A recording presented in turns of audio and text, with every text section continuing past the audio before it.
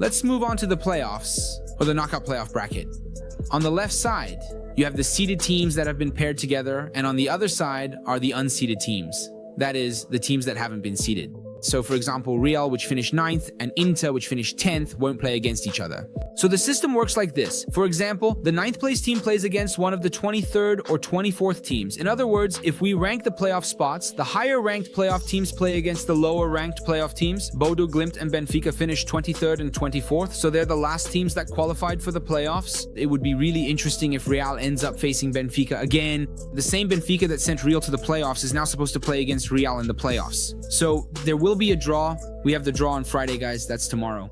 If Inter ends up facing Bodo Glimt, then honestly, they'll have a very easy and straightforward path to qualify, even though it's the Champions League. Paris Saint-Germain and Newcastle, who finished 11th and 12th, will face one of the teams ranked 21st or 22nd, which the draw will determine for us. And of course, if either Paris or Newcastle ends up against Monaco or Karabag, their opponent will be relatively easy. Even Monaco isn't in great shape either. Juventus and Atletico, who finished 13th and 14th, will face the teams ranked 19th and 20th.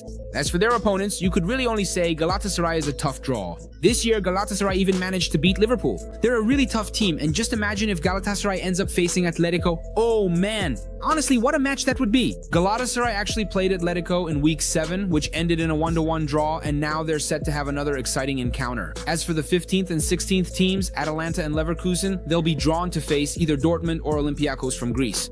Both teams are definitely hoping to get Olympiacos. But, well, Dortmund is a powerhouse on its own. If Dortmund faces Leverkusen or if Dortmund faces Atalanta, it's going to be a really intense match. So, we don't really have any particularly interesting matches in the playoffs. An interesting match would be, for example, if Real faces Benfica.